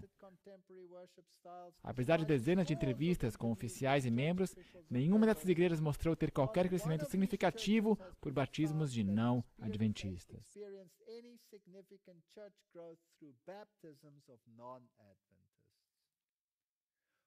Todas seguiram o padrão das 5 igrejas plantadas, que em grande medida se constituíram por crescimento de transferência de outras igrejas adventistas. E hoje muitas delas nem são mais adventistas. Portanto, quais são os frutos? Será que houve uma conversão ou será que houve uma apostasia?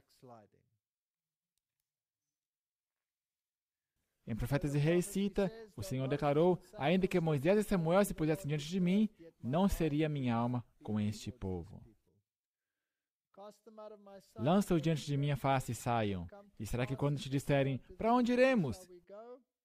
Dir-lhe-ás, assim diz o Senhor, os que para a morte, os que para a espada, os que para a fome, e os que para o cativeiro. Esta é a forma de resolver o problema. É uma forma triste de resolver o problema. Mas está vindo. O rei do norte está vindo. Haverá perseguição. Haverá uma grande sacudidura nesta igreja. Se cuide, para que você também não seja sacudido para fora. Profetas e Reis diz, uma recusa de ouvir o convite de misericórdia que Deus estava agora oferecendo ataria sobre a impenitente nação os juízos que haviam caído sobre o reino do norte de Israel havia mais de um século antes. Se não me deres ouvidos para andares na minha lei, que pus diante de vós para que ouvisse as palavras dos meus servos, os profetas, que eu vos envio madrugando e enviando, mas não ouvistes, então farei que esta casa seja como Siló. Uau! E farei dessa cidade uma maldição para todas as nações da terra. Jeremias 26, 4 a 6.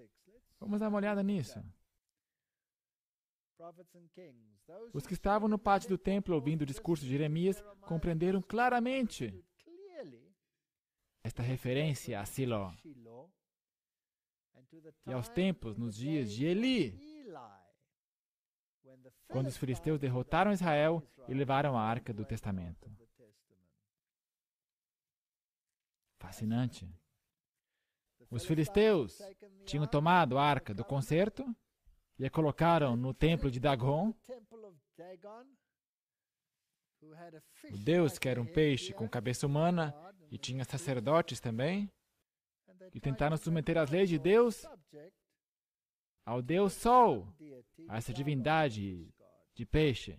Da mesma forma, o rei do norte capturou a lei de Deus e a pôs no seu templo de Dagon e a submeteu à sua divindade. E sim, é possível que mesmo Israel seja roubado de sua lei. Os pecados de Eli tinham consistido em passar por alto a iniquidade dos seus filhos no sagrado ofício, bem como os males prevalecentes através da terra. Nós não podemos fechar um olho para essas coisas. Israel havia pensado em vão que, não obstante suas pecaminosas práticas, a presença da arca assegurar-lhes a vitória sobre os filisteus. Não vai funcionar. Não há salvação por arca. Há salvação pela graça. Salvação por graça. A verdade não nos vai salvar. Uma relação com Cristo nos vai salvar. Conversão intelectual não é suficiente. Que lição esta a homens em posição de responsabilidade hoje na Igreja de Deus? Você reconhece como o Espírito de Profecia consistentemente aplica o princípio tipológico? Isso é bíblico, isso aí não é forçado. Isso não é apelação, forçação das analogias. Isso aí tem base no Espírito de Profecia. E a minha crença pessoal é que se você não pode usar o profeta para exegese, então quem que você pode usar para exegese? Que solene advertência quanto à necessidade de tratar-se fielmente os erros que levam desonra à causa da verdade. Que ninguém que declare ser depositário da lei de Deus lisonjeie-se a si mesmo com o pensamento de que a deferência que externamente mostrarem para com os mandamentos de Deus os preservará da aplicação da justiça divina. Que ninguém se recuse a ser reprovado pela prática do mal, nem acuse os servos de Deus por serem demasiadamente zelosos em procurar limpar o campo de obras maléficas. Um Deus que odeia o pecado apela aos que se declaram guardadores de sua lei a se afastarem de toda iniquidade. A negligência em se arrepender e render voluntária obediência acarretará sobre homens e mulheres hoje tão sérias consequências como as que vieram sobre o antigo Israel. Aí está a tipologia. Jeremias foi ridicularizado, castigado, tratado com malícia, foi aprisionado. Por que profetizaste no nome do Senhor, dizendo, como Siló será esta casa? Por que você fez isso? E esta cidade será assolada, de sorte que não fique nenhum morador nela, e ajuntou-se todo o povo contra Jeremias na casa do Senhor. Os Jeremias de nossa igreja vão ficar de pé contra a maioria. É isso que eu vejo aqui. Sacerdotes, falsos profetas e povo. Voltaram-se irados contra aquele que não falaria palavras suas ou profetizaria coisas deleitosas. Assim foi a mensagem de Deus desprezada e seu servo ameaçado de morte. O antítipo tem que ser o mesmo. Então falaram os sacerdotes e os profetas e os príncipes e a todo o povo, dizendo: este homem é réu de morte, porque profetizou contra esta cidade, como vistes com os vossos ouvidos.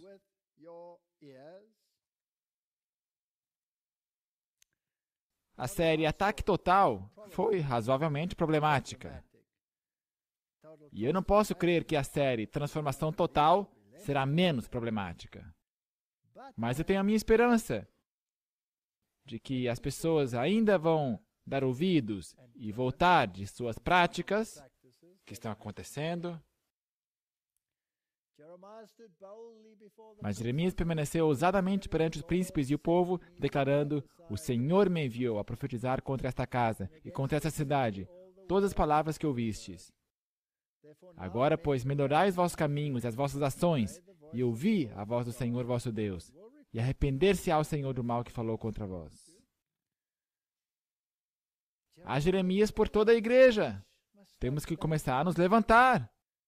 Quanto a mim, eis que estou nas vossas mãos. Fazei de mim conforme que for bom e reto aos vossos olhos.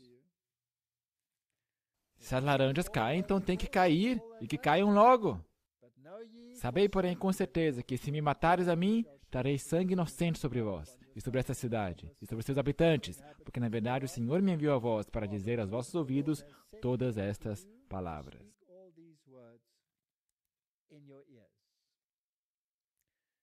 A coragem com que apresentou a solene advertência conquistou o respeito do povo e tornou os príncipes de Israel em seu favor. Não está tudo perdido. Se falarmos com coragem, haverá príncipes em Israel e vão se levantar em defesa dessa mensagem. Não está tudo perdido. Não está tudo perdido. Os anciãos uniram-se igualmente no protesto contra a decisão dos sacerdotes sobre a sorte de Jeremias. Os príncipes e os anciãos se voltaram. Citaram o caso de Miqueias, que havia profetizado juízos contra Jerusalém, dizendo: Sião será lavrada como um campo, e Jerusalém se tornará em montões de pedras, e o monte dessa casa como os altos de um bosque. E perguntaram: mataram-no porventura Ezequias, rei de Judá, e todo Judá? Antes não temeu este ao Senhor, e não implorou o favor do Senhor? E o Senhor se arrependeu do mal que falara contra eles, e nós fazemos um grande mal contra as nossas almas. Não está tudo perdido. Esta igreja não está sem testemunhas. Graças aos apelos desses homens de influência, a vida do profeta foi poupada, embora muitos dos sacerdotes e falsos profetas, incapazes de enfrentar as condenadoras verdades que ele proferia, alegremente o teriam levado à morte sob pretexto de sedição. Haverá oposição, mas não podemos deixar de falar. Desde o dia do seu chamado até o fim de seu ministério, Jeremias permaneceu perante Judá como torre e fortaleza, contra a qual a ira do homem não podia prevalecer. Pelejarão contra ti, mas não prevalecerão contra ti. Esta mensagem vai até o final. Jeremias era de natureza tímida e recolhida. Ele ansiava pela paz e quietude de uma vida de retraimento. Ansiava por uma vida de retraimento. Ai, Senhor. Oxalá minha cabeça se tornasse em águas e os meus olhos uma fonte de lágrimas, ele lamentava. Então choraria de dia e de noite os mortos da filha do meu povo. Oxalá tivesse no deserto uma estalagem de caminhantes, então deixaria o meu povo e me apartaria dele. Seria tão bom se eu tivesse paz. Davi sentiu o mesmo. Quem dera se eu tivesse asas como um pombo, para que eu pudesse voar para longe. Cruéis eram os motejos que ele fora chamado a suportar. Fui feito um objeto de escárnio para todo o meu povo, ele declarou. E sua canção todo dia. Sirvo de escárnio todo dia, cada um deles zomba de mim. Todos os meus familiares aguardam meu manquejar. Lá vai ele, quem sabe ele vai escorregar naquela casca de banana lá.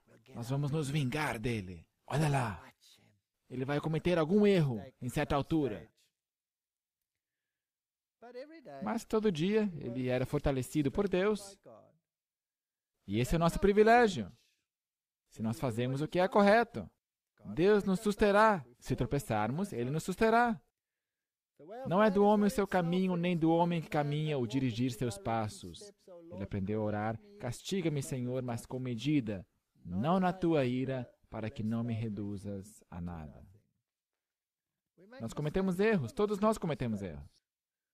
A Senhora White continua: quando chamado a beber o cálice da tribulação e tristeza, e quando em sua miséria era tentado a dizer: já pereceu a minha força, como também a minha esperança no Senhor, recordava então as providências de Deus em seu favor, e triunfalmente exclamava: as misericórdias do Senhor são a causa de não sermos consumidos, porque as suas misericórdias não têm fim.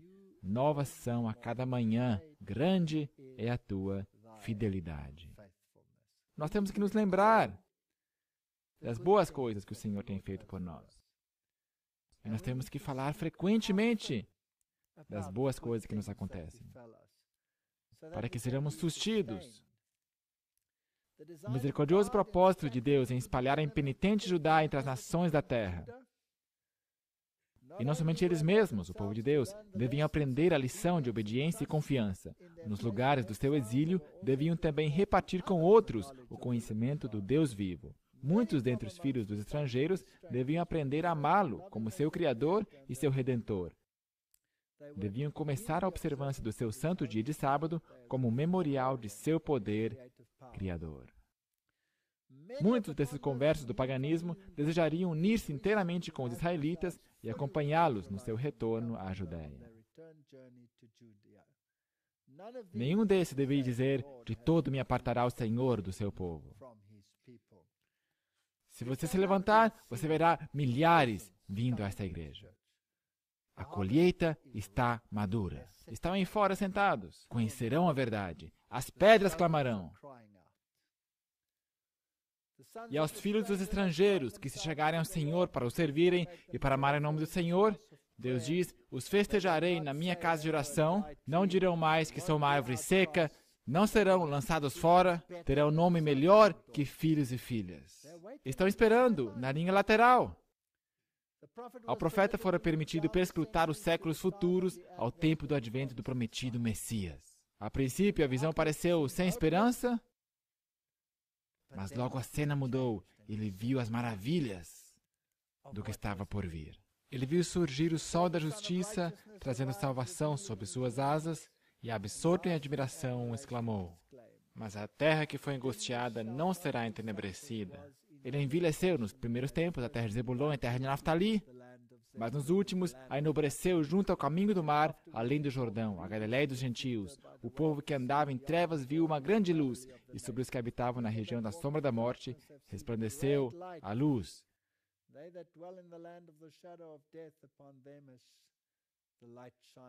Profetizou o profeta Isaías. Esta gloriosa luz do mundo devia levar a salvação a cada nação, tribo, língua e povo. Não é esta a nossa missão? Esta é a nossa missão. E apesar do que nós vemos hoje,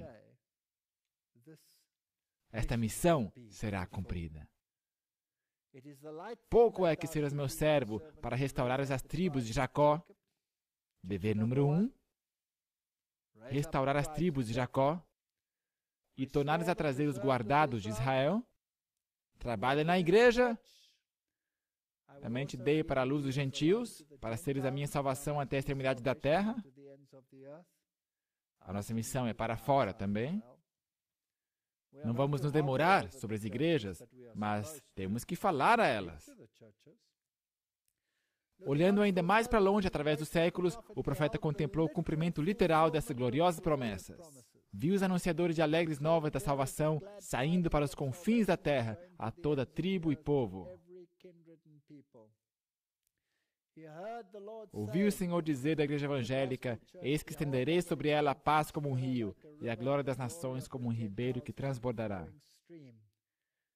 E ouviu a comissão: amplie o lugar da tua tenda, e as cortinas das tuas habitações se estendam. Não impeças, alonga as tuas cordas e firma bem as tuas estacas, porque transbordarás a tua mão direita e a esquerda, e a tua posteridade possuirá as nações. Nós vamos crescer, esta igreja não vai minguar.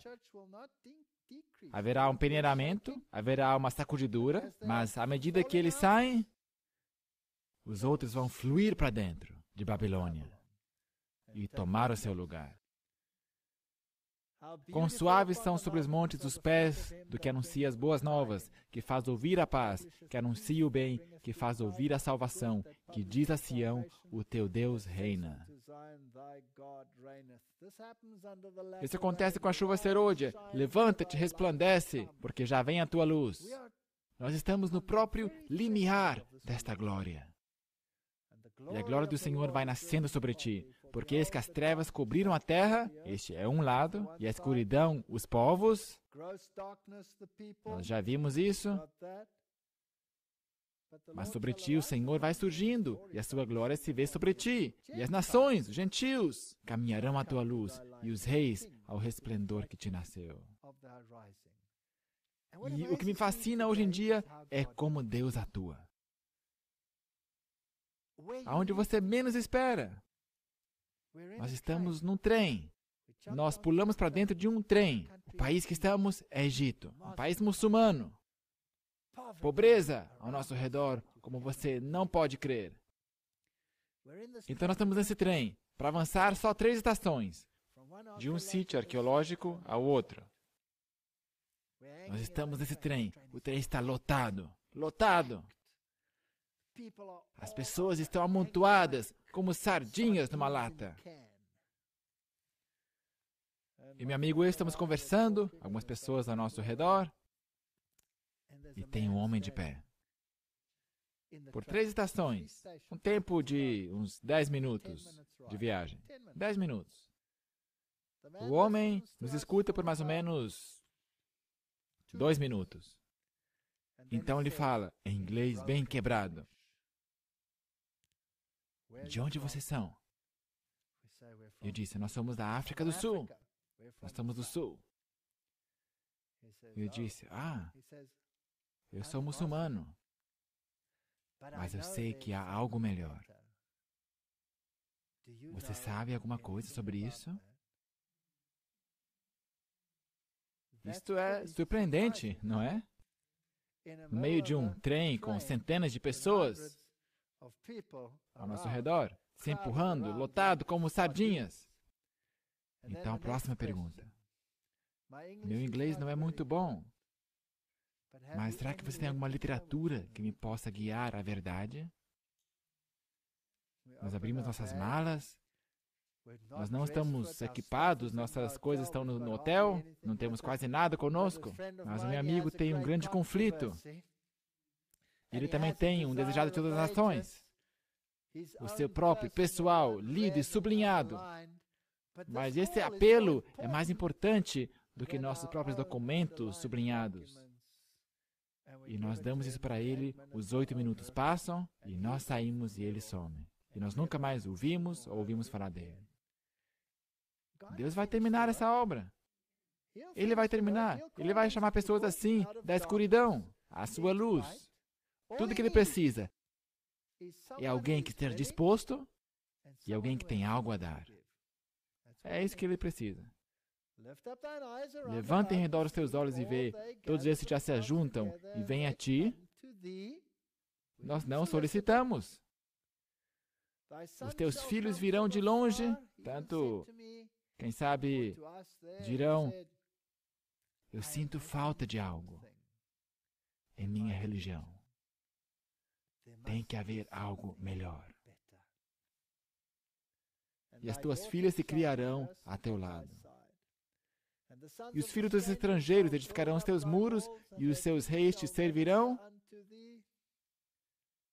Eu já falei com muitos oficiais de alto escalão, incluindo rainhas e realezas,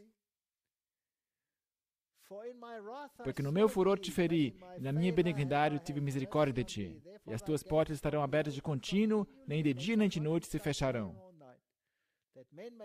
para que tragam a ti as riquezas das nações, e conduzidos com elas os seus reis. Sabe, alguns ministérios que estão pregando essa mensagem hoje são financiados não tanto por pessoas de dentro, mas por pessoas de fora. É admirável. Pessoas que não são de nossas fileiras dão grandes somas de dinheiro para que a mensagem possa avançar pela televisão, pela impressão de livros, por DVDs e tudo que você nomear. Olhai para mim e sereis salvos, vós todos os termos da terra, porque eu sou Deus e não há outro. Essas profecias de grande despertamento espiritual em tempos de espessas trevas estão sendo cumpridas hoje no progresso dos postos missionários que estão alcançando as regiões entenebrecidas da terra. Os grupos missionários são como bandeiras erguidas. Acontecerá naquele dia, diz o profeta Isaías, que as nações perguntarão pela raiz de Jessé, posta por pendão dos povos, um pendão, um estandarte, e ajuntará os desterrados dispersos. Se você se levanta por alguma causa, será incrível. Quando eu estava em dificuldades na universidade, quando me acusavam com todo tipo de pretextos, quem que em grande medida correu em meu auxílio? Não os cristãos, os muçulmanos. Eles vieram à minha ajuda. Isso me surpreendeu. O dia do livramento está às portas. Os olhos do Senhor passam por toda a terra para mostrar-se forte com aqueles cujo coração é perfeito para com Ele. Dentre todas as nações, tribo e língua, Ele vê homens e mulheres que estão orando por luz e conhecimento. Suas almas estão insatisfeitas. Há muito Ele se tem apacentado de cinzas. Nós temos relatos fantásticos. Nós temos até relatos de pessoas ouvindo esses DVDs em sua própria língua, quando nem ainda foram dublados. Isto é incrível. O inimigo de toda a justiça tem nos posto de lado. Eles tateiam como cegos, mas são sinceros de coração e desejam conhecer um caminho melhor. Embora nas profundezas do paganismo, sem qualquer conhecimento da lei escrita por Deus, nem de seu Filho Jesus, têm eles revelado de muitas maneiras a operação de um poder divino na mente e no caráter. Às vezes, os que não têm conhecimento de Deus, além daquele que receberam sob a operação da graça divina, têm sido bons para com os servos do Senhor, protegendo-os com o risco da própria vida. Deus nota todas essas ações. Ele tem o seu povo aí fora. O divino plano de salvação é amplo bastante para abranger o mundo todo. Deus anseia por insuflar na prostrada humanidade o fôlego da vida. O despertamento que nós vemos na Índia, nós vemos na China, nós vemos na Coreia, nós vemos nos países da antiga União Soviética, os países que já foram comunistas, nós vemos despertamento na América do Sul.